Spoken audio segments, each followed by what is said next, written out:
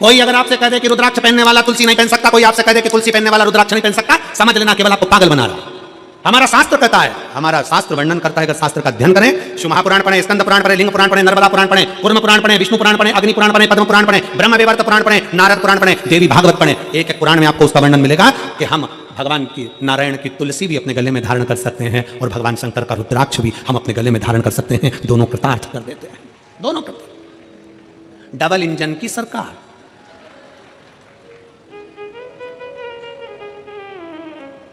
Double engine दोनों है। भगवान नारायण भी, और फिर निवेदन है, राम भी हमारे हैं, श्याम भी हमारे हैं, और काशी में रहने वाले भोलेनाथ भी हमारे हैं। सनातन धर्म में बस सबसे बड़ी खूबी इसी चीज की है कि तुम राम भजो, कृष्ण भजो, शिव भजो, भवानी भजो, तुम्हारी मर्जी पड़े, जिस देवता को भजो, पर निवेदन इतना सा है कि किसी और धर्म को मत भजो। कहीं इधर उधर कहीं जाकर ना हमें अपमान करना है, किसी धर्म का हमें अपमान भी नहीं करना, किसी धर्म के हम लिए अपशब्द भी नहीं करना है। हमारे धर्म का, हमारे सनातन के, हमारे देवताओं का आदर करो। घर की रोटी खाओ, जूठन खाने के लिए काय को कहीं पर जाओ, अपना घर का भोजन करो। अपने सनातन धर्म में 33 कोटि देवता हैं। कितने? जम के बोलो जरा।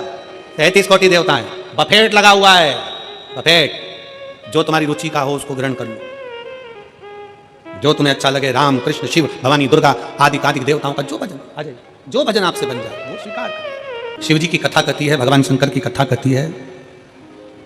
आप चाहे 40 के हो जाओ, आप चाहे 60 के हो जाओ, आप चाहे 80 के हो जाओ, आप चाहे 100 के हो जाओ, आप चाहे 40 के हो जाओ, चाहे 60 के हो जाए, चाहे आप 100 के हो जाओ, पर एक चीज याद रखना, अपने घर के अंदर, अपने बंगले के अंदर वस्तु बढ़ाओ चाहे ना बढ़ाओ, पर अपने बंगले और अपने घर के अंदर अपना व्यवहार जरूर बढ़ाना। सोफा कम है ना, चलेगा। बर्तन कम है ना, चलेंगे। अलमारी में साड़ी कम है ना, चलेगी। जेवर कम है ना, चलेगा। चप्पल जूते कम है ना, चलेंगे। पलंग कम है, चलेगा। गादी तकिया कम है, चलेगा। बहुत सारा दिखावे का सामान नहीं है, चलेगा। घर में वस्तु कम होगी ना, चल जाएगा, पर घर में एक दूसरे के प्रति व्यवहार कम मत होने देना। अगर व्यवहार कम हो गया तो वस्तु किसी काम की। हमारा अपना व्यवहार क्या है? दुकान क्यों चलती है? जम के बोलो, दुकान कैसे चलती है? सामान से। सामान तो पड़ोसी के यहाँ भी भरा हुआ है। अरे बोलो जम के। फ्रिज पड़ोसी के यहाँ भी है, फ्रिज तुम्हारी दुकान में भी है। कपड़े पड़ोसी के यहाँ भी है, कपड़े तुम्हारी दुकान में, उसी कंपनी का, उसी वैरायटी का उसके पास भी है और तुम्हारे पास भी है। घड़ी की दुकान तुम्हारे पास भी है, घड़ी की दुकान उसके पास भी है। सोने चांदी की दुकान उसकी भी है, सोने चांदी की दुकान तुम्हारी भी है। बर्तन की दुकान उसकी भी है, बर्तन की दुकान तुम्हारी है। कपड़े की दुकान उसकी भी है, कपड़े की दुकान तुम्हारी भी है। चश्मे की दुकान उसकी भी है, चश्मे की दुकान तुम्हारी भी है। पार्लर उसका भी है, पार्लर तुम्हारा भी है। किस चीज से चल रहा? वस्तु से। सामान तो उसके पास भी है। तुमसे किसी सुनार की दुकान में जाकर देखना, सराफे की दुकान में जाकर देखना कि किसी सराफे वाले ने 4 मंजिल का शोरूम बना लिया, माल भी खूब भर लिया, और किसी सराफे वाले की दुकान एक छोटी सी गली में छोटी सी है, उसकी यहाँ लाइन लग रही है और उसके शोरूम में मक्खियां उड़ रही है। सोना उसके पास भी है, सोना इसके पास भी है, चांदी उसके पास भी है, चांदी इसके पास भी है, कपड़ा उसके पास भी है, कपड़ा इसके पास भी है, सामान सबके पास में है। परंतु शिव महापुराण की कथा कर रही है, चाहे तुम्हारा बचपन हो, चाहे तुम्हारी जवानी हो, चाहे तुम्हारी अधेड़ी हो, चाहे तुम्हारा बुढ़ापा हो, तुम्हारे घर में वस्तु बढ़े ना बढ़े, सामान बढ़े ना बढ़े, पर तुम्हारा व्यवहार बढ़ना चाहिए। ऐसा व्यवहार होना चाहिए कि दुनिया के लोग तुम्हारे पास में आए, दुनिया के लोग तुम्हारे पास में आए। अपने व्यवहार को बढ़ाइए। व्यवहार से क्या मतलब है? व्यवहार का मतलब क्या होता है? व्यवहार का मतलब है आपकी श्रेष्ठ वाणी, आपके मन का साफपन, आपकी निर्मलता, आपकी सत्यता और आपकी एकाग्रता। वस्तु बढ़ाने से घर में सुख नहीं है कि हम वर्णन करें।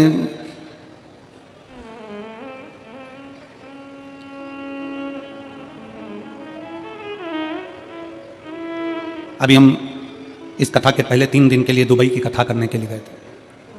एक बुजुर्ग माता की वो कथा थी, और दुबई की जो कथा थी एक बुजुर्ग माता की कथा थी, और वो कथा श्री शिव महापुराण समिति दुबई ने कराई, जिसमें 8 से 9 यजमान बने। अब वो बुजुर्ग माता का इतना हो सकता है, इतना उसके पास में ना हो, पर दिल का भाव बड़ा था। उसने पूरे मोहल्ले की माताओं को एकत्रित करा, कई समितियों को एकत्रित करा, फिर एक अग्रवाल परिवार को रखा, फिर एक अन्य परिवार, चंद्राकर आदि कैसे बहुत सारे परिवार उन्होंने बाहर रखे, बहुत सारे परिवार। और सबसे कहा मेरे पास में इतना नहीं, ये थोड़ा सा है जो आप ले लो और मेरे को शिव पुराण की कथा करो। हम श्री संदीप गोयल जी को और श्री आशीष बंसल जी को और इस केदारेश्वर समिति को बहुत बहुत धन्यवाद इस चीज़ का देना चाहते हैं कि जितने पत्र गोयल जी, आशीष जी, जितने पत्र यहाँ आए हैं, हर पत्र में तुम दोनों का जिक्र लिखा है कि हम नहीं सुन पाते ये कथा कहीं जाकर, पर मेरठ को आपने दिया है, उसके लिए साधु, उसके लिए साधुवाद है। कई मेरी जीजियां ऐसी बैठी हैं, कई मेरे बेटाओं ऐसे बैठे हैं, कई बेटियां ऐसी बैठी हैं जो नहीं जा सकती थी। उनको भगवान से हापुड़ में जाकर उन्होंने पंडाल में बैठकर भगवान से प्रार्थना करी कि हमारे मेरठ में भी कथा हो जाए, और बाबा ने सुना 3 महीने में पूरा करता है, 3 महीने के पहले मेरठ में कथा करवा दी। उसकी कृपा,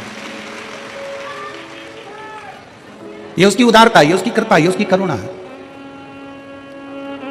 और गोयल जी, बंसल जी आपको इस चीज के लिए साधुवाद देते हैं कि धन तो दुनिया के पास में ढेरों की मात्रा में होता है, पर उसका धन सतमार्ग में नहीं लग पाता। आज आपको इस चीज की बधाई है कि आपने अपने धन का सदुपयोग करा और इतने जनमानस के चेहरे पर प्रसन्नता लाता है। केदारेश्वर समिति, इसके अध्यक्ष, इसके उपाध्यक्ष, इसके सचिव, महामंत्री, इसके जितने भी पदाधिकारी गण हैं, उनको बहुत साधुवाद। और सबसे ज्यादा साधुवाद मैं गोयल जी और आशीष जी से भी ज्यादा साधुवाद यहाँ के कलेक्टर महोदय को, यहाँ के SP, SSP, IG, commissioner, DM, SDM और यहाँ के पुलिस विभाग को, और यहाँ के चिकित्सा विभाग को, यहाँ के पीडब्ल्यूडी विभाग को, और यहाँ के IG, commissioner, collector, SP, SSP सबको बहुत बहुत साधुवाद देता हूँ कि इतनी अच्छी तरह से इस कथा को संभाला है। लाखों की भीड़ में इस कथा को जो आप लोगों ने संभाल कर रखा, उसकी साधुता आपको बहुत बहुत साधु। लाखों की भीड़, पंडालों में जगह नहीं है और लोग पंडालों के बाहर बैठे हुए हैं पंडाल पर। उस कथा को यहाँ का पुलिस प्रशासन, यहाँ का पूरा एक एक कांस्टेबल हो, पुलिस विभाग हो, यहाँ के collector, SP, SSP, IG, DIG, यहाँ के तहसीलदार आदि आदि जितने भी हैं, सारा प्रशासन मुस्तैदी से संभालो, उसको संभालो। और एक बार आप सबसे निवेदन है, पूरे प्रशासन के लिए, उत्तर प्रदेश मेरठ सरकार के लिए जोरदार ताली बजाकर स्वागत, वंदन, अभिनंदन, जिन्होंने इस कथा को बहुत अच्छे तरीके से समझा, बहुत अच्छे तरह से। और तेरी कृपा बिना ना हिले एक भी अणु, लेते हैं श्वास तेरी कृपा से तनो तनो। बखान क्या करूं मैं राखों के ढेर का, चपटी बबूत में खजाना कुबेर का। हे गंगाधार मुक्ति द्वार ओमकार तू, भोले ओमकार तू। आयो शरण तिहारी शंभु तार तार तू। बखान क्या करूं मैं राखों के ढेर का, चपटी बबूत में खजाना कुबेर का। हे गंगाधार मुक्ति द्वार ओमकार तू, भोले ओमकार तू। आयो शरण तिहारी शंभु तार तार तू। आप इतनी अवस्था के हैं, आपका क्या चल रहा है? 40 के हैं, 30 के हैं, 25 के हैं, 20 के हैं, 50 के हैं, 60 के हैं, 70 के हैं, 80 के हैं, जो भी आपकी अवस्था चल रही है, जो आपकी अवस्था चल रही है, आपकी अवस्था में व्यवहार की बहुत जरूरत है। आज के समय में एक बात बहुत अच्छे से धारण कर रखना कि घर में सब कुछ है। बोलो जी सही बात है, तुम्हारे घर में भोजन की कमी तो नहीं है ना? जम के बोलो जरा। नहीं। तुम्हारे घर में कहीं रहने की कमी तो नहीं है ना? नहीं। तुम्हारे घर में पानी पीने की भी कमी तो नहीं है ना? सारा सुख है तुम्हारे घर में, ओढ़ने का, बिछाने का, रहने का, एसी, कूलर, पंखा, सारा सुख अपने घर में है। अच्छे मकान में रह रहे हैं, बाबा की कृपा से अच्छा भोजन कर रहे हैं, सारा सुख है।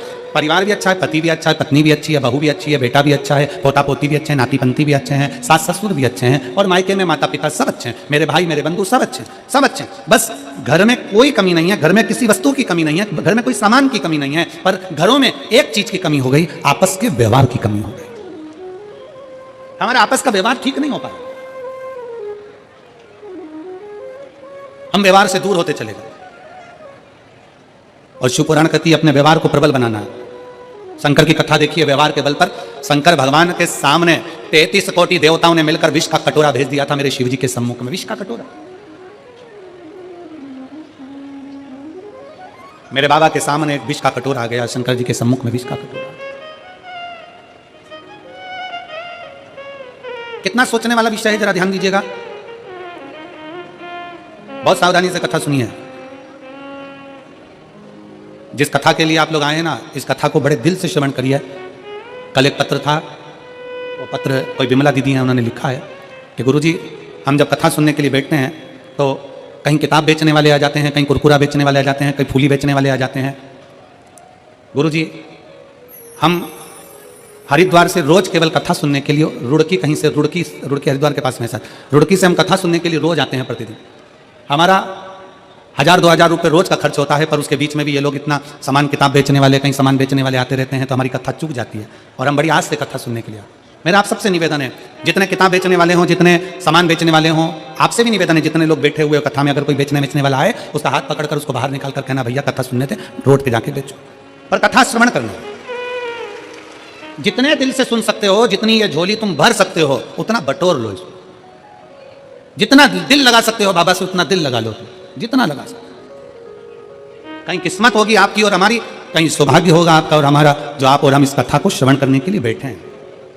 और ना जाने कितने तो टीवी के सामने बैठे बैठे भगवान से प्रार्थना कर रहे हैं, हमको भी पंडाल में बुला लेता, हम भी कथा श्रवण कर लेते, हमें भी आमंत्रित कर लेता, हम भी पहुंच जाते। कितने तरस रहे। आपके घर में वस्तु की कमी नहीं, व्यवहार की कमी होती जा रही है, और अपना व्यवहार हमें श्रेष्ठ बनाना। शंकर जी की कथा कहती है, शिव जी के सामने 33 कोटि देवताओं ने मिलकर विष का कटोरा लाकर रख दिया, विष का कटोरा भगवान शंकर के हाथ में दे दिया, ये विष है, ये विष।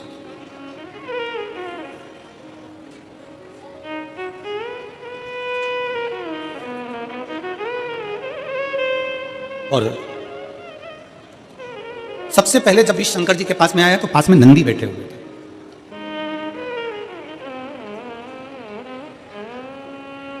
शंकर जी के सम्मुख में नंदी बैठे थे। जैसे देवता विष का कटोरा लेकर आए तो नंदी उठकर खड़े हो गए। नंदी उठे, खड़े हुए,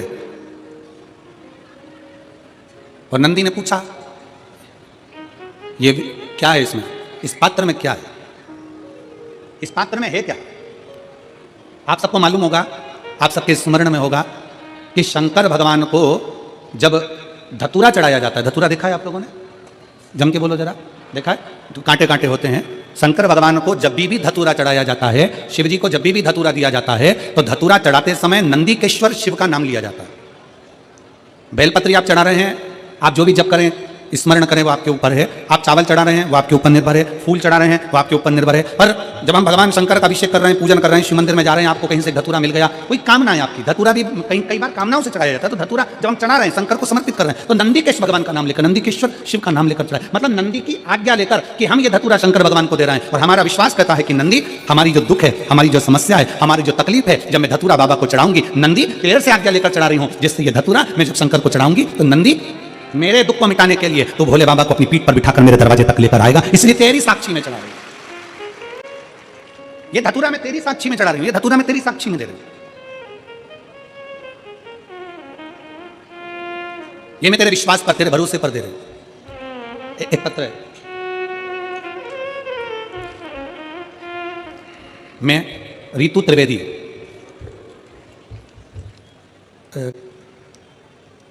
नाम आप लोग पढ़ के बता देना क्या लिखा है, तो हम बोल देंगे, ठीक है? मैं रीतु त्रिवेदी, पत्र में मो चौक अमरोहा, क्या लिखा है? अमरोहा, अमरोहा यही है क्या आसपास में? अच्छा, अमरोहा निवासी, फ़ोन नंबर मेरा ये है, कहीं बैठी हो तो हाथ हिला सकती हैं। बाबा की महिमा का मैं क्या गुणगान करूं। पति अमरदीप शर्मा को लीवर सिरोसिस हो गया था, जिसकी वजह से पेट में पानी भर गया था, तिल्ली बढ़ गई थी, हार्निया हो गया था, पीलिया हो गया था। हमने अमरोहा के 4-5 बड़े बड़े डॉक्टरों को दिखाया, उन्होंने कहा ठीक होने का कोई चांस नहीं दिखता। कोई लीवर बिल्कुल खराब हो गया है, इनकी सेवा करो, क्योंकि हाथ पैर में बहुत ज़्यादा सूजन आ गई है। इनका इलाज लीवर ट्रांसप्लांट ही करना पड़ेगा, जो दिल्ली में है। मैंने सोचा हमारे पास तो पैसे ही नहीं है। अमरोहा मुरादाबाद 3 महीने में जो पैसे थे वो लग गए। सब रिश्तेदारों के फ़ोन उठाना बंद कर दिया। मैंने बाबा से प्रार्थना की, बाबा क्या मेरी इलाज नहीं रखोगे? मैं क्या हो गया? मैंने तो आपको जल चढ़ाना प्रारंभ कर दिया, क्या गलती हो गई बाबा? तब हम उनको दिल्ली के ILMBS हॉस्पिटल में लेकर, तबीयत ज़्यादा खराब हो गई, उनका ट्रांसप्लांट करना पड़ेगा, ये दिल्ली के हॉस्पिटल में बोल दिया गया, ILBS में बोल दिया गया। इसका खर्चा लगभग 50 से 60 लाख का आएगा। हमारा पास इतना धन नहीं था, फिर करें तो करें क्या? हमने भी बाबा का नाम लेकर कह दिया कि कहीं से भी पैसे की व्यवस्था करेंगे, आप तो ऑपरेशन की तैयारी करो। अब ट्रांसप्लांट करने के लिए लीवर की जरूरत पड़ेगी, कहाँ से दोगे? रिश्तेदारों की मदद नहीं मिल रही। बाबा के भरोसे पर 1 लोटा जल शिव को समर्पित कर बाबा से विनती करी, और विनती करी बाबा से और सब दूर हमने फोन किया पर कोई चांस नहीं लगा। आखिरी में करें तो करें क्या, क्या चीज हो मेरे पास में नहीं, सोचती हमारे पास तो क्या है, कुछ भी नहीं। जब मेरे पास में जब कुछ भी नहीं तो बाबा पर आश्रित होकर एक लोटा जल समर्पित कर बाबा को विनय कर दी। और गुरुदेव मैं क्या वर्णन करूं, लीवर तो बदलना था, कक्ष में भी लेकर चले गए, पर 9 नवंबर 2023 को भर्ती करा, 10 नवंबर को उनका ऑपरेशन होना चालू हुआ। ऑपरेशन के लिए लेकर गए तो जांचें पूरी चालू हो गई और जांच करने पर वापिस बाहर आकर डॉक्टर बोले कि इनका लीवर डैमेज नहीं है, लीवर ने काम करना प्रारंभ कर दिया। अब हमारे पास में तो पैसा नहीं, तब डॉक्टर ने कहा काउंटर पर जाओ तुम्हारा पूरा हिसाब बना लो। काउंटर पर पहुंचने पर हिसाब बनाया तो हिसाब में भी 1 रुपया देने का नहीं निकला। मैं बाबा को यहाँ धन्यवाद देने के लिए आई हूँ। कहीं बैठी हो रितु त्रिवेदी अमरोहा निवासी, कहीं बैठी हो तो आ सकती हैं बेलपत्र लेने के लिए। शिव तत्व की प्राप्ति इसी को करते हैं।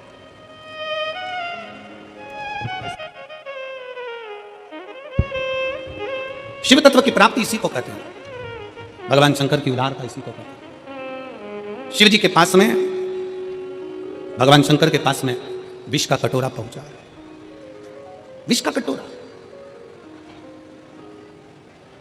और जब भोलेनाथ जी के पास में विष का कटोरा आया, शंकर भगवान के पास में जब विष का कटोरा पहुंचा तो सबसे पहले नंदी ने पूछा, सबसे पहले नंदी पूछ रहा है। नंदी ने विचार किया क्या है इसमें, कहा देवताओं ने कहा इसमें विष भरा हुआ है, विष भरा, विष। हाँ, किसके लिए लेकर आयो, कौन पिएगा ये? देवताओं ने कहा ये विष हम भगवान शंकर के लिए लेकर आए, शिव पिएंगे। हाँ, नंदी की आंख में से आंसू बहने लगे। जैसे ही आंख में से आंसू बहे वहीं पर भृंगी खड़ा था और भृंगी ने पूछा कि आज नंदी तुम रो रहे हो, तुम्हारी आंख में आंसू भरे हुए? नंदी किस लिए? नंदी कहते हैं आज भोले बाबा के लिए। दुनिया के लोग कोई बेलपत्र लाता है, कोई जल लाता है, कोई दूध लाता है, कोई सामग्री लाता है, पर आज मेरे भोले बाबा के लिए विष आया। आज मेरे शंकर के लिए विष आया। भृंगी ने मुस्कुराते हुए कहा नंदी किस बात के लिए रोना, वो शिव है, देव अधिदेव महादेव है। अमृत पिए वो देव कहलाता है और जो विष पीता वो महादेव कहलाता है। घर का जो बड़ा होता है, घर का जो बुजुर्ग होता है, घर का जो बड़ा होता है, घर का जो बयो होता है, उसको बहुत जहर पीना पड़ता है, बहुत विष के घुट निगलना पड़ते हैं, बहुत पीना पड़ता है।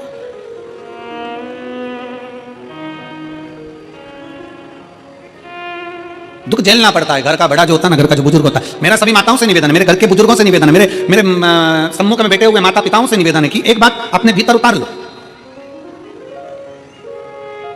60 के बाद तुम्हारे सिग्नेचर तुम्हारे ऑफिस में नहीं चलते, चलते हैं? अरे जम के तो बोलो नहीं। 60 के बाद तुम्हारे सिग्नेचर तुम्हारे ऑफिस में नहीं चलते तो तुम अपने घर में क्यों चलाते हो?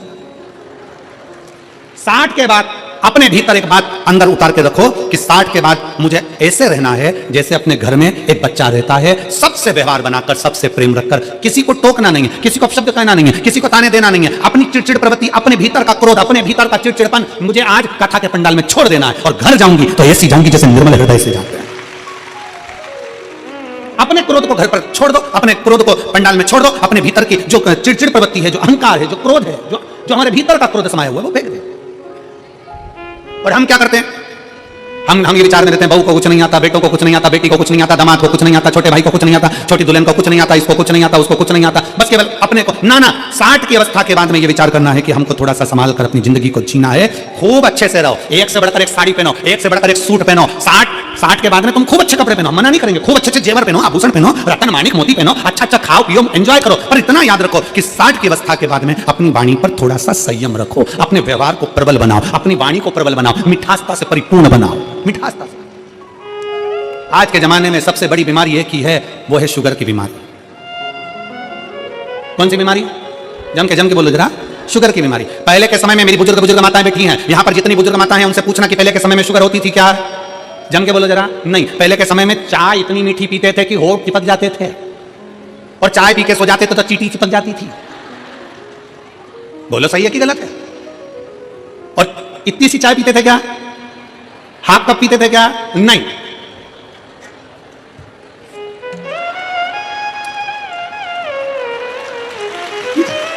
इतनी सी चाय से क्या हो?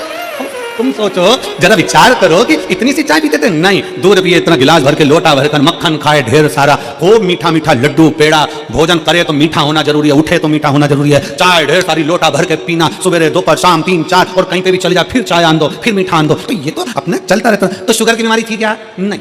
क्यों नहीं थी? क्योंकि पहले शुगर की बीमारी इसलिए नहीं थी कि लोग मीठा खाते थे तो मीठा बोलते थे। आज के जमाने में लोग मीठा खा तो रहे हैं पर बोल नहीं पा रहे, तो वो शुगर जो है ना वो ब्लड में चली जा रही है, इसके कारण ब्लड में शुगर की बीमारी हो रही है।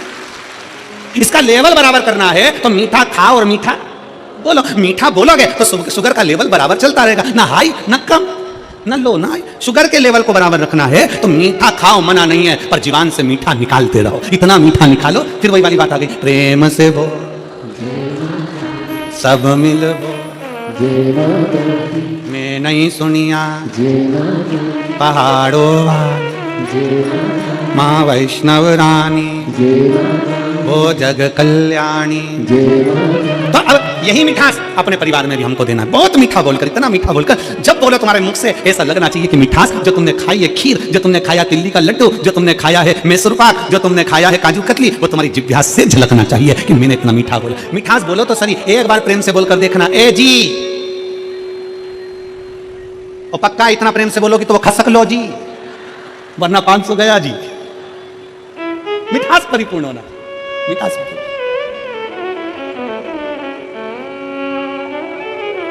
इस प्रेम की वाणी को बढ़ाना। नंदी और नंदी के मन में भाव आया, नंदी रो रहे हैं, रो रहे। भृंगी ने कहा क्यों रोना? घर का जो बड़ा है ना, घर का जो बुजुर्ग है ना, घर का जो बयो है ना, वो विष बहुत पीता, बहुत पीता। आप बहुत बुढ़ापा आए ना तो बहुत अच्छी जिंदगी जियो, मना नहीं है, बस इतना जरूर याद रखो कि अपनी वाणी में, व्यवहारिकता में कमी मत आए, बहुत खुश होकर जियो। और मेरा बहुओं से निवेदन है, बेटियों से निवेदन है, आपकी भी व्यवहारिकता में और आपकी भी वाणी में कमी मत आने देना। क्यों? क्योंकि एक सीरियल पहले चला था, सास भी कभी बहू थी।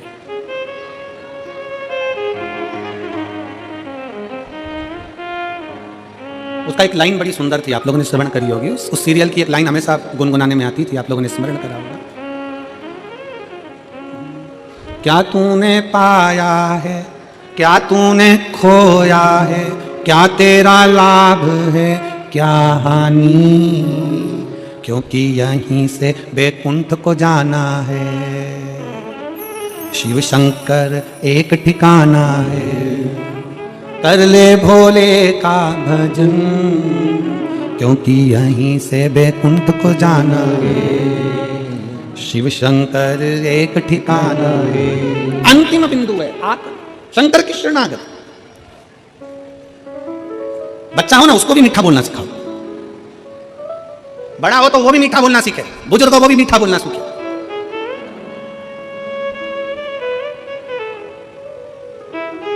जितना प्रेमवश बोल सकते हो उतना प्रेमवश बोलिए।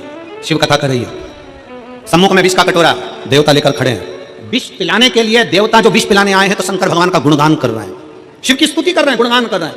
शंकर भगवान तो ऐसे हैं, शंकर भगवान तो वैसे हैं, शंकर भगवान तो ये कर दें, शंकर भगवान तो वो कर दे। सारे देवता 33 कोटि देवता शंकर भगवान का गुणगान कर रहे हैं, क्योंकि शंकर जी विष पीने के लिए कटोरा सामने। सावधान मेरठ, सावधान। जब किसी को आपसे काम निकालना है तो वह आपका बहुत गुणगान करेगा, बहुत। जब किसी को आपसे काम निकालना है बहुत गुणगान करेगा, और काम निकला तो गुणगान करेगा नहीं, कि कोई कुछ बोलेगा नहीं। इसलिए सावधान रहें, सावधान। कोई बहुत ज्यादा प्रशंसा करे ना, आपकी बहुत ज्यादा प्रशंसा करे तो हाथ जोड़ लिया करो, और अपने भीतर जो भगवान बैठा है ना उस शंकर को धन्यवाद दिया करो। ये प्रशंसा मेरी नहीं है बाबा, ये प्रशंसा तेरी है, क्योंकि कथा तू करा रहा है, कथा तू सुन रहा है, कथा तू बोल रहा है। मैं सुन भी नहीं रहा, मैं करा भी नहीं रहा, और मैं बोल भी नहीं रहा। ये सब कुछ तेरा, मेरा है ही नहीं कुछ।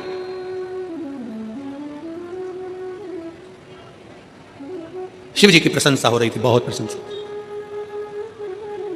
बहुत प्रशंसा। भगवान शंकर नेत्र बंद करके बैठे हुए थे, मां पार्वती मैया का आगमन हुआ। माता पार्वती जी का आगमन हुआ, देखा कि देवता बड़ा मीठा बोल रहे हैं, बड़ा मीठा। और बोलो मीठा, मीठा बोलने के लिए तो हमारा शास्त्र भी कहता है कि जितना बन सकता है उतना मीठा बोलिए, जितना प्रेम से बोल सकते हो उतना प्रेम से बोलिए, हमारा शास्त्र भी वर्णन करता है। और मनुष्य का शरीर मिला ही काय के लिए है कि अच्छा खाओ और अच्छा, जम के बोलो जरा, अच्छा खाओ और अच्छा बोलो। वो एक बचपन में हम हमारे बच्चे लोगों को पढ़ाते थे, तो बचपन में एक पोयम चलती थी, मिट्टू मिट्टू तो होता, डाली ऊपर सो होता, हरी मिर्ची खाता। इधर चलती है कि नहीं चलती है? अरे बोलो तो जम के चलती है, छोटे छोटे बच्चों को याद होगी। मिट्टू मिट्टू तो होता, डाली ऊपर सोता, हरी मिर्ची खाता, राम राम बोलता। कितना ज्ञान की पोयम है कि मिट्टू तोता कड़वी मिर्ची खाकर, तोता इतनी तीखी मिर्ची खाकर भी भगवान का नाम ले लेता है, तोता इतनी कड़वी मिर्ची खाकर, इतनी तीखी मिर्ची खाकर भी मीठा बोल लेता है, और इंसान इतना मीठा खाने के बाद भी 24 घंटे मुंह से इतनी गाली बोल लेता है। और गाली की भी कैपेसिटी हो, नई नई वेराइटियों की, नई नई डिजाइन की।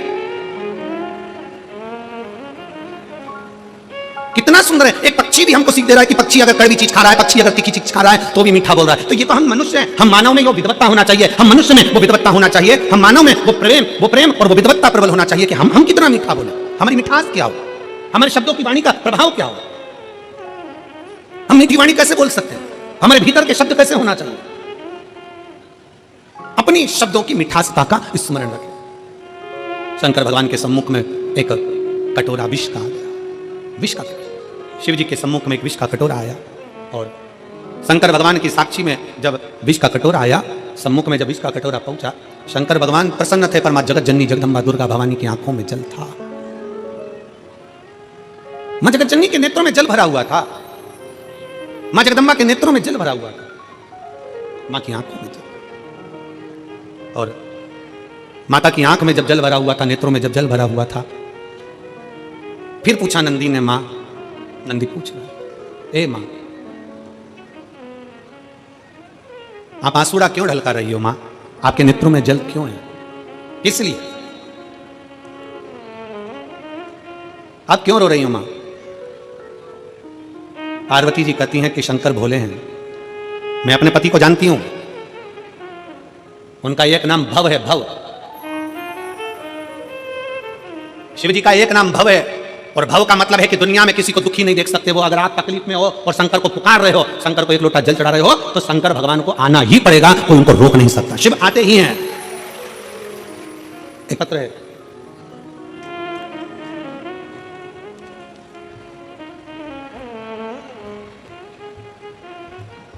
मेरा नाम पुष्पा गंगवार, मेरे पापा का नाम श्री हेमराज गंगवार तथा मेरी मां का नाम श्रीमती नत्थो देवी है। कहीं बैठी हो तो हाथ हिला सकती हैं, अगर कहीं बैठे हो आप ही हैं, ऐसा हाथ हिला दो एक बार। आ जाइए, एक बेलपत्र ले जाओ, आ जाओ, वापिस हाथ हिलाओ एक बार। पुष्पा गंगवार, हाँ हाथ हिलाओ एक बार, ठीक है, दिख गए, दिख गए, दिख गए। आ जाइए, एक बेलपत्र ले जाओ। मैं पुष्पा गंगवार, मेरे पापा का नाम श्री हेमराज गंगवार, मेरी मां का नाम श्रीमती नत्थो देवी। गुरुदेव, मेरे पापा जी को ब्लड कैंसर था, जिसकी वजह से मेरा पूरा परिवार परेशान था। पत्र को आप लोग एलईडी पर पढ़ सकते हैं। मेरा पूरा परिवार परेशान था उसी समय। गुरुदेव, मैं और मेरी पति आस्था चैनल पर शिव महापुराण की कथा आपकी सुनते थे, तो मुझे लगा कि मैं अपनी मम्मी से शिव पुराण सुनने के लिए कहूंगी। लेकिन उसी समय कुछ दिनों बाद मैं अपनी मां को लेकर काशी को गई और वहां पर बाबा के दर्शन किए और वहां पर बाबा से विनती करी। आपकी कथा में मैंने धनवंतरी कुएं का वर्णन सुना था, तो वो धनवंतरी कुएं का मैं जल भी लेकर, और धनवंतरी कुएं का वर्णन मैंने आपकी कथा में सुना, तो वहां लेकर गई, धनवंतरी कुएं का जल भी लेकर आई, और वो मैंने अपने पिताजी को दिया। प्रतिदिन भगवान शंकर का नाम लेकर, श्री शिवाय नमस्तुभ्यम बोलकर भगवान शंकर का जल अपने पिता को देने लगे। गुरुदेव, 1 महीना के बाद मेरी माँ सीहोर पहुंची और रुद्राक्ष लेकर आई, और उसका जल पिताजी को लगातार 2 महीने पिलाया। फिर बाद में डॉक्टर के यहाँ लेकर गई, तो डॉक्टर ने उन्हें अब बिल्कुल सही बताया है। आज मेरे पिताजी गुरुदेव बाबा की कृपा से पूर्ण रूप से ठीक हो चुके हैं। आज उनकी एक भी दवा नहीं चल रही है। ये शिव की उदाहरण। शिव महापुराण की कथा कहती है, भगवान शंकर का चरित्र कहता है, शिव तत्व कहता है कि आपका विश्वास। शंकर भगवान के मंदिर में आप जा रहे हैं, शिव को एक लोटा जल चढ़ा रहे हैं, शंकर की स्तुति कर रहे हैं, श्री शिवाय नमस्तुभ्यम बोल रहे हैं, शंकर का पंचाक्षर मंत्र नमः शिवाय बोल रहे हैं, शंकर का षडाक्षर मंत्र ओम नमः शिवाय बोल रहे हैं, त्र्यंबक मंत्र का जाप कर रहे हैं, राम नाम, कृष्ण नाम, शिव नाम, भवानी नाम, जो तुम जप रहे हो उसमें तुम्हारा विश्वास मूल होना चाहिए। पार्वती जी को चिंता इस बात की लगी, नैनों में जल भरकर। नंदी कह रहे, मां शंकर भगवान को रोकना। ए मां, शिव जी को रोको, वो विष ना पिए। शिव जी को रोका जाए कि वो विष ना पिए। पार्वती जी कहती हैं, मैं जानती हूं मेरे प्रभु का नाम भव है, और भव साधारण नहीं, सबको सुखी देखने वाले, सबका दर्द खुद लेने वाले, सबका दुख स्वयं अपने ऊपर लेने वाले, सबकी तकलीफ, सबके रोग, सबकी बीमारी अपने ऊपर ले लेते हैं और उसको भव से तार देते हैं। ऐसे मेरे महादेव हैं। मैं जानती हूँ, मैं जानती हूँ, मैं पहचानती हूँ, मैं इसका स्मरण जानती हूँ कि वो साधारण नहीं हो सकते। ये मैं जानती हूँ कि शिव मानेंगे नहीं और देवताओं के हित के लिए वो विष पी जाएंगे, विष का पान करेंगे।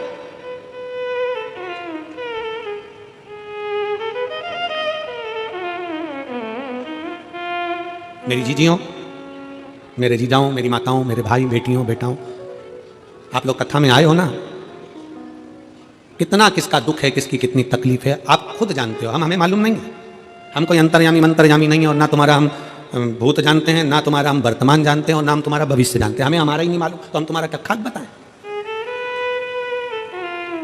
हमें हमारा ही नहीं मालूम तो हम तुम्हारा क्या बताएंगे? ना हम तुम्हारा वर्तमान बताएंगे, ना हम तुम्हारा भविष्य बताएंगे, ना हम तुम्हारा भूत बताएंगे, क्योंकि ये तीन काल है, भूत वर्तमान और भविष्य, और तीन काल का अधिपति मेरा शंकर है, इसलिए उसको महाकाल कहते हैं।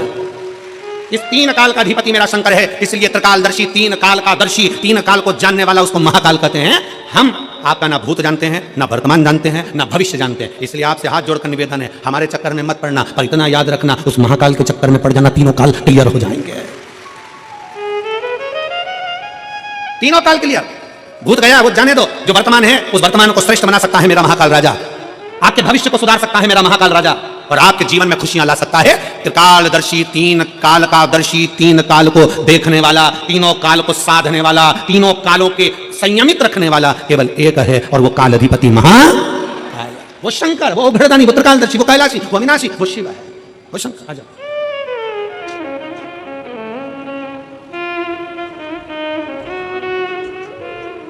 पुष्पा धन्यवाद। ये आपके पिताजी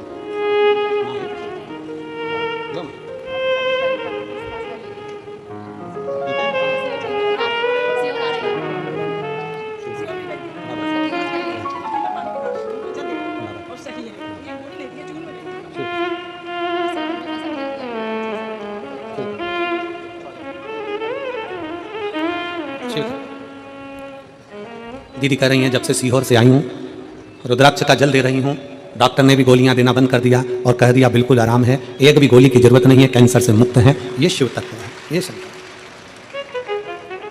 एक विश्वास, शंकर को भव कहा गया, शंकर को भव, शंकर को भव, इसीलिए आप लोगों को बारंबार स्मरण में लाते हैं कि शिव के सिवा शिव के सिवा कहीं दिल ना लगाना, वरना पड़ेगा तुझे आंसू बहाना, वरना पड़ेगा तुझे आंसू बहाना। आप शंकर की भक्ति में अगर डूबे हो, शिव का एक नाम है भव। भव का मतलब है सबको सम देखना, सबको श्रेष्ठ देखना, सबको सुखी देखना, सबका कल्याण करना, सबको उत्तमता में देखना। किसी का रोग है अपनी ओर खींच लेना, किसी की तकलीफ है अपनी ओर खींच लेना, किसी को कष्ट है अपनी ओर खींच लेना। शिव महापुराण की कथा कहती है जब हम भगवान शंकर के मंदिर में एक लोटा जल चढ़ाने के लिए आतुर होते हैं, शंकर के मंदिर में एक लोटा जल लेकर जब अपने घर से निकलकर शंकर के मंदिर तक पहुंचते हैं, हमारे भीतर के ना जाने कितने कितने पाप, कितने कितने कष्ट, कितने कितने रोग, कितनी कितनी बीमारियां अपने आप मिट जाती है।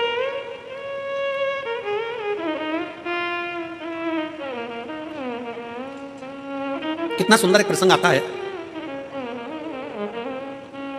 घर का माहौल ठीक करने में सबसे बड़ी जवाबदारी होती है घर के पितरों की। इनकी जम के बोलो जरा, पितरों की। पितर कौन? जो प्राण छोड़कर चले गए, जो गए। घर के माहौल को ठीक करने में सबसे बड़ी जवाबदारी होती है पितरों की, सबसे बड़ी जवाबदारी है पितरों। पितर जब 16 दिन श्राद्ध में पृथ्वी पर आते हैं, उनको आर्यमा स्वामी, पितरों के देव आर्यमा स्वामी जब पितरों को कौए पर बिठा कर लेकर आते हैं और उनको इस भूमंडल पर पितृलोक में से लाकर इस पृथ्वी पर छोड़ते हैं, आपके और हमारे सबके घर के पितर अपने अपने घर में दरवाजे पर खड़े होकर भाग ग्रहण करते हैं। आप भोजन बनाते हो, ब्राह्मण को भोजन देते हो, गाय को देते हो, कुत्ता का भोजन देते हो, कौए का भोजन देते हो, भूखे को भोजन देते हो, अन्न पानी देते हो, वो पितर लेते हैं। कितने दिन लेते हैं?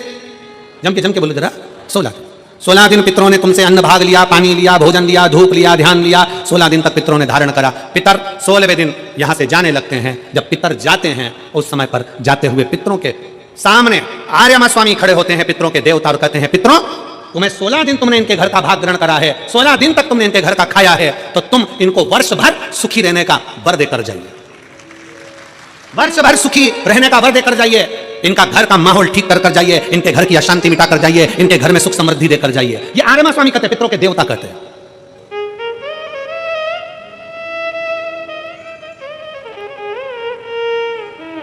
तब पितर कहते हैं कि हम इनको वर्ष भर का इतना सारा फल नहीं दे पाएंगे, पर एक बात जरूर है, एक बात जरूर है, पितर कहते हैं अगर शंकर साक्षी दे तो हम इनको वर्ष भर का फल देकर जाएंगे। शिव साक्षी दे, शंकर साक्षी दे। इसलिए शिव महापुराण में लिखा है, मंगलवार का व्रत कर लो, शुक्रवार का व्रत कर लो, गुरुवार का व्रत कर लो, बुधवार का व्रत कर लो, चतुर्थी का व्रत कर लो, सारे व्रत दुनिया के जितने व्रत होते हैं, तीज, चतुर्थी, छठ, जितने व्रत करना है कर लो। सारे व्रत का फल देवता कब देते हैं? अगर देवी का व्रत करोगे तो भी शंकर के बिना वो फल आपको नहीं मिल सकता, बृहस्पतिवार का व्रत करोगे तो भी शिव के बिना नहीं मिल सकता, शुक्रवार का व्रत करोगे तो भी शंकर के बिना नहीं मिल सकता। सारे व्रत का फल कब मिलता है? किसी भी देवता का व्रत करो पर फल कब मिलेगा? जब शंकर भगवान की आज्ञा होगी, क्योंकि मृत्यु लोक का देव अधिदेव महादेव है। ब्रह्मा जी ब्रह्मलोक में, भगवान विष्णु वैकुंठ लोक में, इंद्र इंद्रलोक में, गरुण गरुण लोक में, वरुण वरुण लोक में, मृत्यु लोक का देव है देव अधिदेव महादेव। अगर किसी देवता का भी व्रत करोगे फल पहले शंकर जी से पूछा जाएगा, तब दिया जाएगा। शिव की आज्ञा बिना कोई फल भी नहीं मिलेगा। पितरों ने कहा अगर शंकर हाजिर दे, शंकर अगर कहें तो हम दे दें। आर्यमा स्वामी पितरों को लेकर शिव जी के पास पहुंच गए। पूरा पितर लोक खाली पड़ा हुआ था, पूरा पितर लोक खाली। बाबा के धाम कैलाश में पितर खड़े हुए हाथ जोड़कर विनय कर रहे हैं। शिव जी ने पूछा आर्यमा स्वामी से, आर्यमा आज सारे के सारे पितरों को लेकर तुम यहां आयो, क्या बात है, क्यों आयो? आर्यमा का कहना है बाबा पितर अपने अपने घर के माहौल को सुधारना चाहते हैं, शांति देना चाहते हैं, लक्ष्मी देना चाहते हैं, समृद्धि देना चाहते हैं, वैभव देना चाहते हैं, वंश की वृद्धि करना चाहते हैं, पर आपके बिना ये संभव नहीं हो सकता। पितर क्या चाहते हैं? बाबा अगर हमारे पूर्वज, पितर कहते हैं अगर हमारे घर के लोग, परिवार के लोग अगर आपके शिवलिंग के ऊपर एक लोटा जल अगर चढ़ाएं तो उस जल का एक अंश हम पितरों को मिले, और जब हम पितरों को मिले तो उस दिन हम हमारे वंश के लोगों का घर का कल्याण कर देवे, बस इतना वर चाहते हैं। शिव महापुराण की कथा कहती है शंकर भगवान को जब घर में से एक लोटा जल लेकर निकलते हो ना, जब शिव को एक लोटा जल चढ़ाते हो ना, उसका एक अंश पितरों को मिलता है। और जब घर में पितरों को अंश, एक लोटे जल में से थोड़ा सा अंश पितरों को भगवान शंकर देते हैं, तो घर के पितर तुम्हारे को वर प्रदान करते हैं, तुम्हारे घर में शांति का अनुभव होता है और वैभव और सुख और वंश की वृद्धि होती है। शिव के करीब में पितर भी विराजमान। कई लोग मंदिर के अंदर, एक पत्र है, उस पत्र में बहन जी ने एक प्रश्न किया।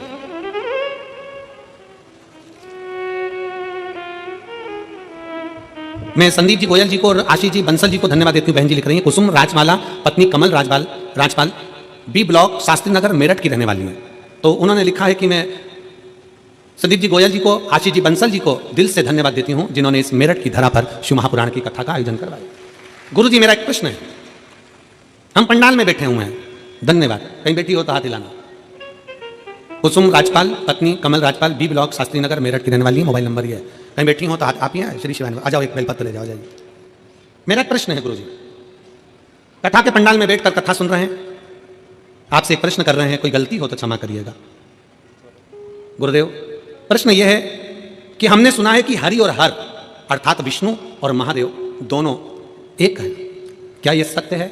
मेरा दीदी से निवेदन है, हरि और हर में कोई अंतर नहीं है, दोनों एक ही हैं, दोनों एक है। भगवान देवादिदेव महादेव से अपने मन का भाव व्यक्त करिए। शिव कथा कहती है शिव जी के सम्मुख में आया हुआ हलाहल विष जहर, पार्वती मैया जानती हैं कि शंकर बिना पिए रहेंगे नहीं। क्यों? क्योंकि शिव भव है, काल अधिपति हैं, कालों का भी पूरा बल अपने हाथ में रखते हैं, वो शंकर हैं जिनके हाथ से काल दूर भी नहीं जाता।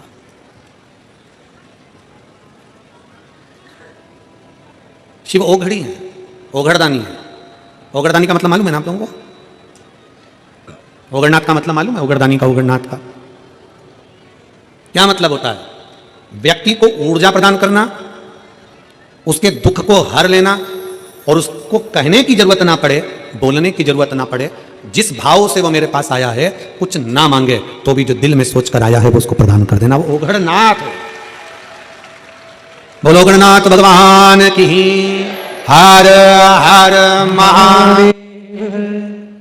उसको ओघड़नाथ कहते हैं। बिना सोचे बिना समझे आया और दिया।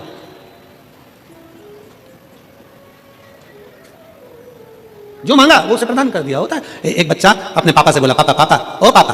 पापा जी बोले, क्या बोले? मुझे डीजे दिला दो। पापा बोले, डीजे का दिला दो? बजाऊंगा। पापा बोले, तुझे डीजे दिला दिया और तू पूरे दुनिया के लोगों को परेशान करके रख देगा, पूरे मोहल्ले को परेशान कर देगा। बेटा बोला, नहीं पापा, मैं रात को बजाऊंगा,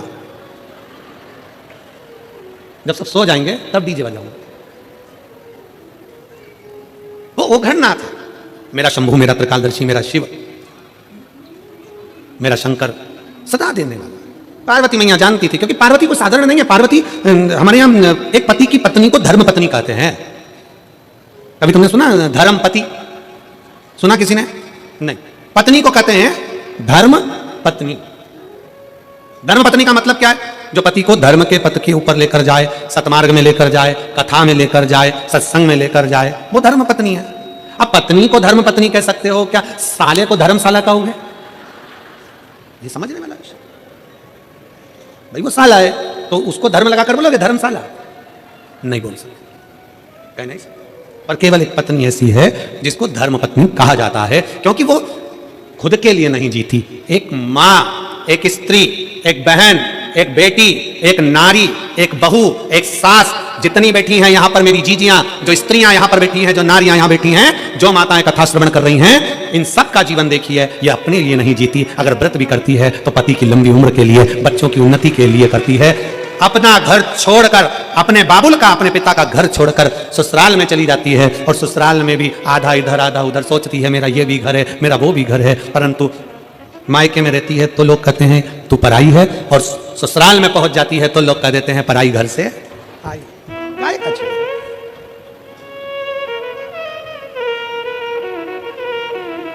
खुद के लिए नहीं जीती, स्वयं के लिए नहीं जीती।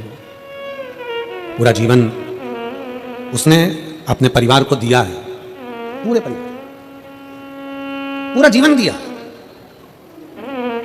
और परिवार वालों से क्या चाहिए? एक स्त्री को, एक नारी को। शंकर भगवान की धर्म पत्नी माता पार्वती जी को शंकर जी से क्या चाहिए था? शिव जी से क्या चाहिए? केवल आदर। क्या चाहिए? सम्मान, आदर। 33 कोटि देवता में कोई देवता ऐसा नहीं जिन्होंने अपनी धर्म पत्नी को इतना आदर दिया हो जितना शंकर भगवान ने पार्वती को दिया है।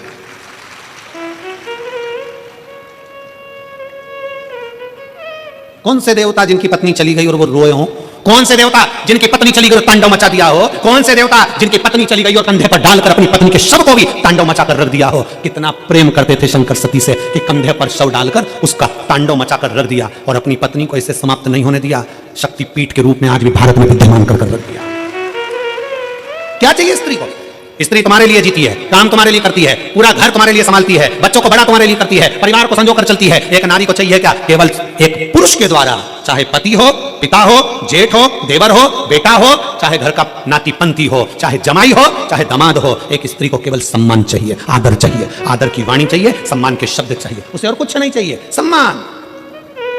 33 कोटि देवताओं ने भले अपने पास में अपनी देवियों को बिठाया होगा, अपने पास बिठाया होगा। आप देखिए, माता लक्ष्मी भगवान नारायण के पास में है, उनके चरणों में है। ब्रह्माणी जी के पास में है, राम जी के पास में सीता है, कृष्ण कन्हैया के पास में राधा जी हैं, सब देवता के पास में सारी देवियां हैं, उनके नजदीक में है। केवल एक शंकर भगवान है जो अपनी पत्नी को अपने पास में नहीं, अपने से ऊंचे बिठाते हैं। इसलिए शंकर के मंदिर में पार्वती का स्थान ऊंचा होता है।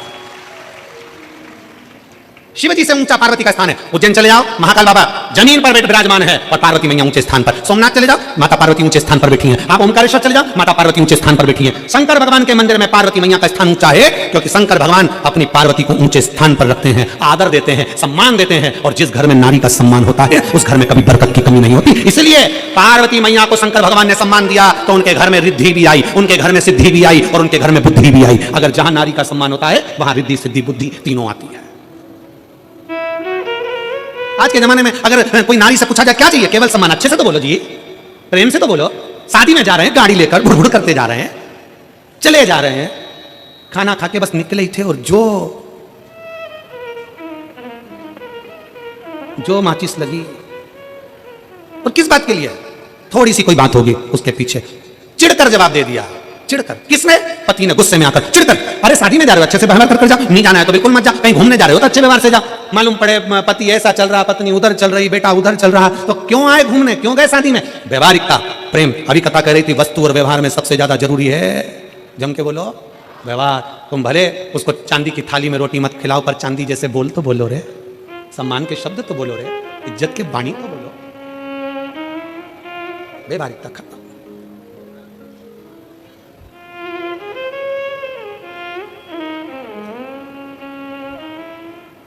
कल हमसे कोई पूछ रहा था गुरुजी, वो शादी में ठंड का मौसम चल रहा है, दिल्ली में इतनी ठंड पड़ रही है, उत्तराखंड में भयंकर ठंड है, उत्तर प्रदेश में ठंड है, मध्य प्रदेश में ठंड है। शादी में लोग जा रहे हैं, पुरुष लोग तो कोट पहन लेते हैं, टाई पहन लेते हैं, नीचे जूता मोजा पहन लेते हैं, माताएं एकदम ऐसे वस्त्र पहनती, इनको ठंड नहीं लगती, इनको ठंड नहीं लगती। हमने कहा नहीं, लगती तो है, पर शादी में एक दूसरे को देख के इतनी अंदर से जल जाती है ना कि आग अंदर के अंदर भरी दे जाती है, ठंड समार भीतर की अंदर, इनको ठंड नहीं लगती। शिव पुराण कह रही है, अरे भाई क्यों जलना, क्यों ईर्षा रखना, क्या किसको रोइए, चादर तान के सोइए, आग लगे बस्ती में, अपन रहो मस्ती में। जो जितना आप शब्द बोले उतनी खजूर वाली चोटी बनाओ डिजाइन की, और जोरदार बना उनके। कोई तुमसे कहे पानी डालने आती है, शंकर जी को जल चढ़ाने आती है, ऐसा करती है वैसा करती है, जितना जितना बोले उतना उतना उसके सामने पानी का लोटा हाथ में लेके बड़ी डिजाइन में जाओ, बड़े प्रेम से। आग लगे बस्ती में, अपन रहो मस्ती में, क्या किसको रोइए, चादर तान के सोइए। अरे कई माताएं कहती, कई बेटियां कहती, अरे गुरुजी उसने ऐसा कर दिया, कई बहुएं कहती, उन्होंने ऐसा कर दिया, उसने ऐसा बोल दिया, कई लड़के कहते उसने ऐसा कर दिया, उसने वैसा कर दिया। अरे दूसरे कहते रहेंगे तो क्या अपन जीना छोड़ देंगे? लोग अच्छा बोले बुरा बोले। क्रिकेट देखा है, बोलो तो जमके, क्रिकेट देखा है, फुटबॉल देखिए, हॉकी देखिए, कबड्डी देखिए, खो खो देखिए।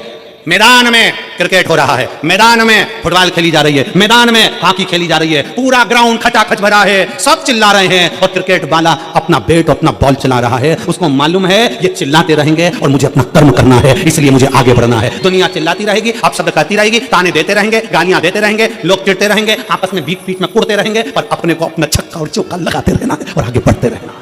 अपन बढ़ो ना। उसने कुछ कह दिया, मुंह फुला के बैठ गया, उसने कुछ बोल दिया। पति आया दुकान से, हुआ क्या, माँ उधर मुंह फुला के बैठी, पत्नी उधर मुंह फुला के बैठी। पति समझ गया, रसोई घर में गया, मक्का की रोटी निकाली, सरसों का साग निकाला, खा गया, चुपचाप जाके सो गया। पत्नी ने कहा तुमसे इतना नहीं पूछते बना कि मैं क्यों गुस्सा हूं? पति बोला मैं मम्मी का चेहरा और तेरा चेहरा देखकर समझ गया था तुम दोनों की आपस में कुछ हुई होगी। आग लगे बस्ती में, सियोर वाला कहता है रहो अपनी खाओ पियो, मिठा रहिए, प्रेमवश स्नेहवश। पार्वती मैया जानती थी कि शंकर भगवान बिगर विष पिए रह नहीं सकते, विष पिएंगे क्योंकि वो भव है। दूसरे का दुख उनका अपना दुख है, दूसरे की तकलीफ उनकी अपनी तकलीफ है, दूसरे का कष्ट उनका अपना कष्ट है, वो रहेंगे नहीं इसमें। एक पत्र है,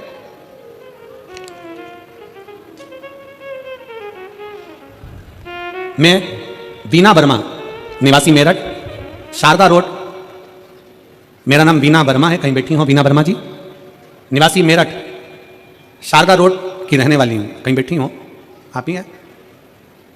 बच्ची आई है कहा साथ में, ले आइए। कहाँ है वो बच्ची? आ जाओ, आ जाओ, जाओ, आ जाओ बेटा,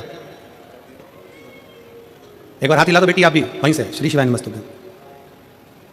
मैं वीना वर्मा, निवासी मेरठ शारदा रोड की हूँ। मेरी बेटी मेघा वर्मा 2015 में उसको बुखार आया था, जिसके कारण मेरी बेटी की आवाज़ चली गई थी। मैंने दिल्ली, मेरठ और आसपास के सभी जगह पर दिखाया, गले के सभी टेस्ट कराए, सभी रिपोर्ट्स आई, पर आयुर्वेदिक एलोपैथिक सभी दवाइयाँ 2015 से करती रही, पर बेटी की आवाज़ नहीं आई। मैं थक गई, दवाइयाँ करा करा कर परेशान हो गई। आखिरी में क्या करती? किसी के कहने पर टीवी के माध्यम से आपकी कथा सुनना प्रारंभ करी। आपने जो उपाय बताया वो मैंने सब उपाय किया, और गुरुजी मेरी बेटी को मैं शंकर के मंदिर ले जाती, शंकर के ऊपर एक लोटा जल चढ़ाती, सोमवार का व्रत कराती, पशुपतिनाथ का व्रत कराती। मुझे नहीं मालूम था कि शिव ऐसे हैं, एक लोटा जल और पंडाल में बैठकर कथा सुनने का क्या इतना फल मिल सकता है। मैं मंदिर में झाड़ू लगाती, पोछा लगाती, बाबा से प्रार्थना करती, और गुरुदेव बाबा बाबा है, शिव शिव है, जो कहीं नहीं हुआ वो शंकर ने कर दिखाया। 2015 से मेरी बेटी बोलती नहीं थी, और 2024 में बाबा ने मेरी सुन ली, और एक लोटा जल चढ़ाती, रुद्राक्ष का पानी देती, और आज मेरी बेटी पूर्ण तरह से बोलना चालू कर दी। 2024 में मेरी बेटी की वाणी आ गई। मैं शिव को नमन करने के लिए आई, शिव शिव है। आज मेरी बेटी की आवाज़ अच्छे से आ गई है, और वो बोल रही है, सुनती भी और बोलती भी। मेरे बाबा की एक कृपा है, जिसकी आवाज़ 2015 में चली गई, आज छोड़ दी गई हो सब तरह से। वीना वर्मा, निवासी मेरठ शारदा रोड की रहने वाली हूँ। एक लाइन अच्छी लिखी है, आप परम गुनगुनाते हैं। भोले बाबा तेरी नौकरी सबसे बढ़िया है सबसे खरी। भोले बाबा तेरी नौकरी सबसे बढ़िया है सबसे खरी। शिव पर आश्रित हो जा, उसके भरोसे उस पर करा गया विश्वास। इस पत्र में एक बात उन्होंने लिखी, सारी दवाइयां होम्योपैथिक, आयुर्वेदिक, एलोपैथिक सब कर लिया, पर आवाज 2015 से गई वापिस नहीं है।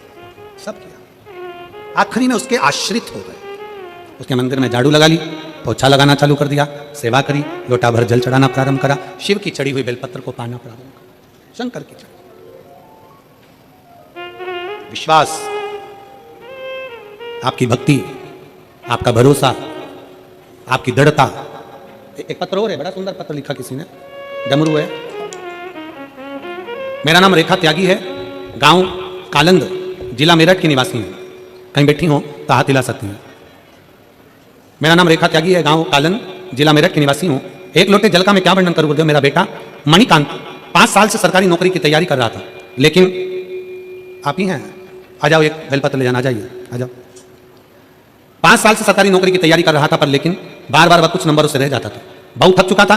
फिर मैंने अपने बेटे को समझाया कि टीवी पर प्रदीप मिश्रा की कथा आती है और वो बताते हैं हर समस्या का हल एक लोटा जल है। मैंने अपने बेटे से कहा कि तू शिव के मंदिर जाया कर, और मेरे बेटे ने 3 बार पशुपति व्रत किया।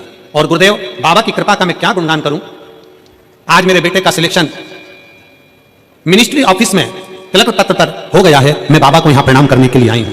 गुरुदेव, मैंने पंडाल में मथुरा कोसी में जब कथा हुई थी तो पंडाल में बैठकर बाबा से मांगा था कि मेरे बेटे की नौकरी लग जाए, और आज बाबा की कृपा से मेरा बेटा मंत्रालय में सर्विस कर रहा है। मैं बाबा को यहां प्रणाम करने के लिए आई हूं।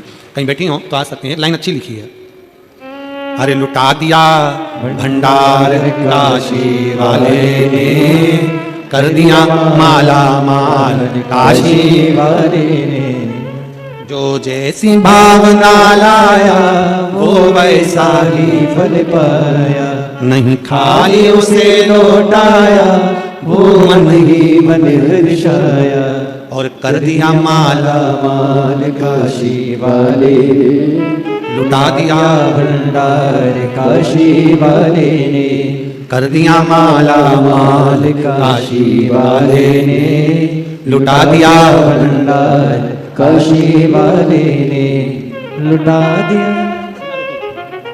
इस बेटी की आवाज 2015 में चली गई थी बुखार आने से।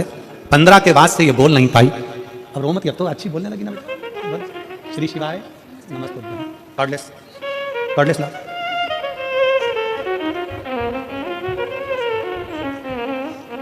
श्री शिवाय,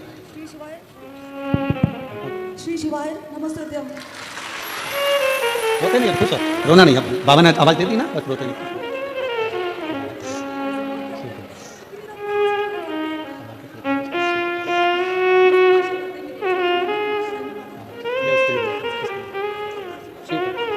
रो मत, आंसू कुछ आंसू जब बाबा ने आवाज दे दी ना, बस बहुत शिव करता है, शिव करता है, शिव शिव शिव शिव। दीदी बोल रही हैं 2015 से मेरी बेटी की आवाज गई थी, बोल नहीं पाई। ऐसा कोई हॉस्पिटल नहीं, दीदी कह रही है मेरा खुद का भी हॉस्पिटल, हम सब जगह का इलाज करवाए, पर ऐसा कहीं आवाज नहीं है। तब शंकर के मंदिर का झाड़ू, शिव को चढ़ाया गया 1 लोटा जल, और सीहोर का रुद्राक्ष तांबे के कलश में गलाना, शिव को चढ़ाना, उसका आचमन करा, उसके ऊपर भरोसा, विश्वास। और जब भरोसा जड़ी होगा ना तो शिव को मिलने में देरी नहीं लगेगी, शंकर मिलता। उनकी माँ बोली मेरी बेटी युवान अवस्था में अगर मुंह से आवाज ना निकले, निपट गूंगी रहे, बोल ना पावे, तो एक माँ से पूछो कि उसके हृदय की दशा क्या होगी। और आपसे भी निवेदन है, जितने पंडाल में बैठे हो, बाबा की आरती होती है ना, आरती तक बैठो और उससे दिल से बोलते रहो, जो जैसी भावना लाया वो वैसा ही फल पाया, नहीं खाली उसे लौटाया वो मन ही मन हर्षाया, और कर दिया माला माल काशी वाले ने, लुटा दिया भंडार काशी वाले। एक आश्रितता, एक भरोसा, एक दृढ़ता, हम बहुत सारे पत्र तो ऐसे होते हैं जिनका फोटो भी हम टीवी पर नहीं दिखाना चाहते, क्योंकि इतने उनके शरीर के टुकड़े हो जाते हैं, इतना इतना शरीर का टुकड़ा हो जाता है कि इन पत्रों को हम दिखाएं तो दिखाएं कैसे। फिर भी एक पत्र आप देखिए, कहूँ दिखाइए जरा टीवी पर, इस शरीर के कितने कितने टुकड़े, पूरे चेहरे का, पूरा शरीर का। अगर आप देखेंगे इनको, अगर दिखाएंगे माध्यम से, चैनल के माध्यम से, तो लोग कांपे अंदर से। एक माँ ने लिखा अपने पत्र के में, मेरा नाम माधुरी चौहान है, मैं ग्राम बरखेड़ा की रहने वाली हूँ, फरुखाबाद उत्तर प्रदेश की हूँ। 21 अप्रैल को मेरा लड़का शुभम चौहान खाटू जी जा रहा था और रास्ते में उसका एक्सीडेंट हो गया हाथरस में। लड़के का एक्सीडेंट ऐसा हुआ कि पूरा शरीर उसका, पूरा सिर मुख पूरा दुच गया, बेकार हो गया, जिसका फोटो मैंने लगाया। उसको वेंटिलेटर पर डाल दिया गया, डॉक्टर ने 24 घंटा दिया, इसके बाद जीवित नहीं रहेगा। करे क्या? बाबा पर आश्रित हो गई, और बाबा पर आश्रित होकर उसी हॉस्पिटल के पास में शंकर का मंदिर तक पहुंच गई। उसके पास में डॉक्टर से कहकर शिव महापुराण की कथा मोबाइल पर लगा दी और बाबा को चढ़ी हुई एक बेलपत्र उसके पास में लाकर रख दी। होश नहीं आया 10 दिन तक, 12 दिन 15 दिन निकल गए, होश नहीं आया। वेंटिलेटर पर डॉक्टर ने कहा ये तो जा चुका। माँ ने कहा नहीं मेरा बेटा जा नहीं सकता, मैं जल चढ़ाई हूँ शिव को। शंकर का चढ़ा हुआ जल, डॉक्टर ने मना कर दिया कि इसके मुख में कुछ नहीं देना है। पाइप लगा दिए गए, शंकर का चढ़ा हुआ जल उसके गले में लाकर लगा देती, उसके शरीर पर जब मिलने जाती, कपड़ा गीला कर साड़ी को जाती और उसके ऊपर फेर करा जाती। 10 दिन बाद 15 दिन बाद मेरे बेटे को होश आया और आज मेरा बेटा पूर्ण ठीक है। उसका फोटो लगा रही हूँ, जो अच्छा फोटो है वो लगा रही हूँ। जब बेटा मेरा ठीक हो गया, जब मेरा बेटा पूर्ण तरह से ठीक हो गया, उसका फोटो लगा रही हूं। और आगे फोटो लगाए जिसमें बेटे का पूरा शरीर, पूरा धड़ उसका बेकार हो चुका। शिव तत्व पर आश्रित हो, शंकर पर हमारा विश्वास दृढ़ हो। शिव शिव है। और फिर निवेदन करूंगा मेरठ वालों, क्या पता कौन सा पुण्य आप लोगों का होगा जो ये शिव महापुराण की कथा मेरठ में आई है। कौन सा पुण्य? दिसंबर 2024 के विराम की कथा रायपुर छत्तीसगढ़ में 24 दिसंबर से 30 दिसंबर तक होगी। ना जाने कौन सा पुण्य छत्तीसगढ़ वालों का होगा जो दिसंबर एंड में भी शिव कथा है, और जनवरी 2025 में पहली कथा छत्तीसगढ़ हाले को सछुरिया में है। विराम भी 24 का और 25 का प्रारंभ दोनों ही छत्तीसगढ़ में। कुछ पुण्य होगा आपका। पार्वती मैया जान गई भगवान शंकर ये विष पिएंगे, शिव जी विष लेंगे। समझाऊं तो कैसे समझाऊं, क्या करूं? सामने विष का कटोरा आया और माता पार्वती जी की आंखों में, क्योंकि धर्म पत्नी है, कई बार धर्म पत्नी ऐसी होती है कि नहीं बोल पाती, कई बार धर्म पत्नी बोल ही नहीं पाती। वो देख रही है सामने गलत हो रहा है पर बोल नहीं सकती, कई बार ऐसी दशा होती है, नहीं बोली। किससे कहे, क्या कहे, किससे बोले? जिसने पत्र लिखा है, अगर वो बहन आई हो तो बेलपत्र लेने आ सकती हैं। नाम माधुरी चौहान, ग्राम बरखेड़ा, जिला फरुखाबाद, उत्तर प्रदेश की है। मेरा मोबाइल नंबर ये, आ सकती हैं बेलपत्र। शिव तत्व की प्राप्ति हो शंकर। और फिर निवेदन करेंगे, कई लोग हमसे कहते हैं गुरुजी हम व्यासपीठ के पास में आते हैं एक बेलपत्र लेने के लिए, यहाँ से कोई गिफ्ट, कोई आइटम, कोई सामान इस व्यासपीठ से हम देना पसंद नहीं करते, क्योंकि इस बेलपत्र के आगे दुनिया का सारा ठाट और बाट फीका है, सब फीका। ये वो बेलपत्र होती है 6 दिन जो कथा के माध्यम से बेलपत्र दी जाती है व्यासपीठ की, वो शरीर रोग मुक्ति की होती है, 7वें दिन की बरकत की। तो उस हिसाब से उस बेलपत्र के आगे सब फीका है, सब दुनिया का सुख है भगवान शंकर का एक स्वरूप। मेरे शंकर मानेंगे नहीं, वो पिएंगे। उन्हें समझा कैसे सकते? धर्मपत्नी माता पार्वती जी और रो रही हैं, आंखों में आंसू भर गया। नंदी ने पूछा मां जब शंकर जी विष पिएंगे तो कैसे उस हलाहल विष को पचा पाएंगे, क्या होगा? पार्वती मैया ने कहा चुप रहे नंदी, आप शंकर को विष पीने दें, अब पीने दें। और तेरे भक्त जनों पर माता भीड़ पड़ी है भारी, दानव दल पर टूट पड़ो मां करके सिंह सवारी, सो सिंहों से तू बलशाली, अष्ट भुजाओं वाली, दुखियों के दुख वारती, ओ मैया हम सब उतारे तेरी आरती। माँ बेटे का है इस जग में बड़ा निर्मल नाता, माँ बेटे का है इस जग में बड़ा निर्मल नाता, पूत कपूत सुने परिना, पूत कपूत सुने परिना, माता सुनी गो माता सब पे करुणा दर्शाने वाली, बिगड़ी बनाने वाली, दुनिया के झगड़े वारती, हो मैया हम सब उतारे तेरी आरती। माँ कही अब शंकर को विष पीने दो, शिव को विष पान करने दो, करने दो। विष पीना है पिए, शिव को विष का पान करने दो, पीने दो। शंकर विष पिए, पीने दो, विष का पान करने दो उनको।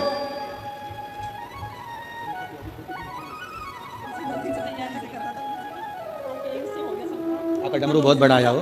तभी आया 5 दिन से पता दे रहे बड़ा डंगू भी आप बोल दिया आपने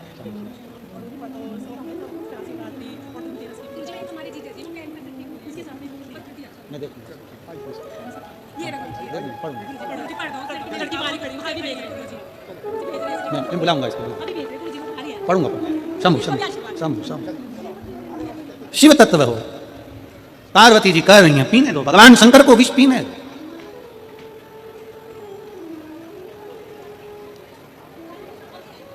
मां, शिव जी अगर विष पिएंगे तो क्या शंकर रहेंगे? नंदी के शब्द हैं। पार्वती जी कहती हैं नंदी तो चिंता मत कर।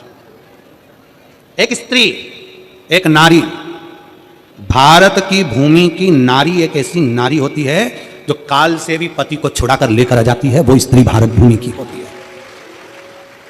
एक प्रसंग आता है, एक संत विदेश घूमने गए और विदेश में एक संत जब घूमने गए तो एक स्त्री एक कब्र के पास में बैठकर ऐसे पंखा कर रही थी।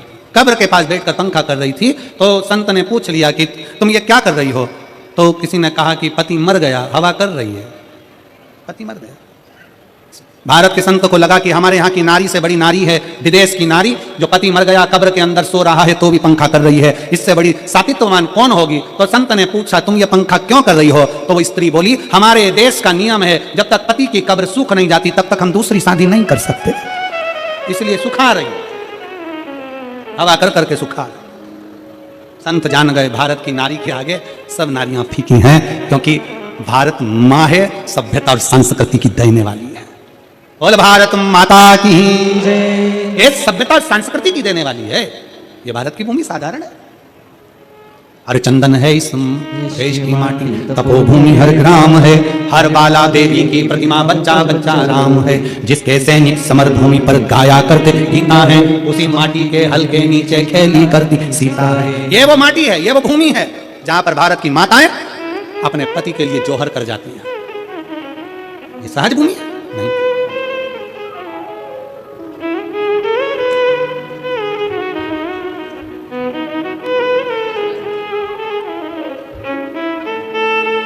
बेटा अच्छा हो गया ना, बस बेटा अच्छा हो गया, यही बाबा से रोते नहीं, खुश होकर जाओ बेटे को देना, ठीक है? रो नहीं, आंसू पोछो, रोते नहीं। अब तो बेटा ठीक हो गया ना तुम्हारा, कितना बढ़िया हो गया। अरे देखो इतना अच्छा फोटो लगाया तुमने, बढ़िया हो गया, ठीक है। आंसू पोछ के जाओ, रोते नहीं, खुश जाओ। शिव शंकर वो घरदानी त्रिकालदर्शी कैलाशी अविनाशी। माँ बाबा विष पी रहे हैं, ठीक है? मां आप कुछ करोगी नहीं? नंदी पूछ रहे माता पार्वती जी से आप कुछ करोगी नहीं? भगवान शंकर को देखते देखते जैसे ही शंकर भगवान ने, जैसे ही भोले बाबा ने, ओघड़नाथ ने, मेरे शंभू ने, त्रिकालदर्शी कैलाशी ने हाथ में विष का कटोरा लिया, मुख में विष पीने वाले थे, इतनी देर में तो मेरी जगत जननी जगदम्बा दुर्गा शंकर भगवान के कंठ पर जाकर बैठ गई। मातृ शक्ति भवानी मां दुर्गा शिव के कंठ पर जाकर, शंकर के कंठ पर जाकर जब बैठी, शिव के कंठ पर जब मां भवानी विराजमान हो गई, विष हलाहल बाबा देवादिदेव महादेव पीने लगे, हलाहल विष।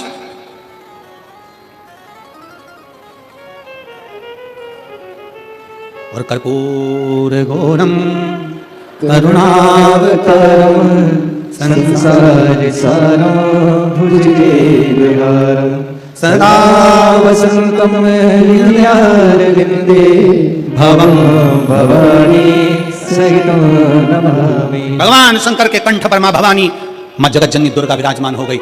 विष अंदर उतरता, विष अंदर जाता, पर मां जगत जननी कंठ पर बैठकर आदि शक्ति मां दुर्गा ने हाथ में झेल लिया, देवी ने भीतर झेल लिया। दुनिया के लोग कहे भगवान शंकर का कंठ नीला हो गया क्योंकि विष पिया, नहीं, मां काली, मां भद्रकाली, मां काल का मां दुर्गा जब कंठ में जाकर बैठ गई और हलाहल विष को हाथ में जब झेला है तो भगवान शंकर के कंठ में मां अंबा विराजमान होती है तो कंठ भी नीला नजर आता है, वो नीलकंठधारी कहला जाता है।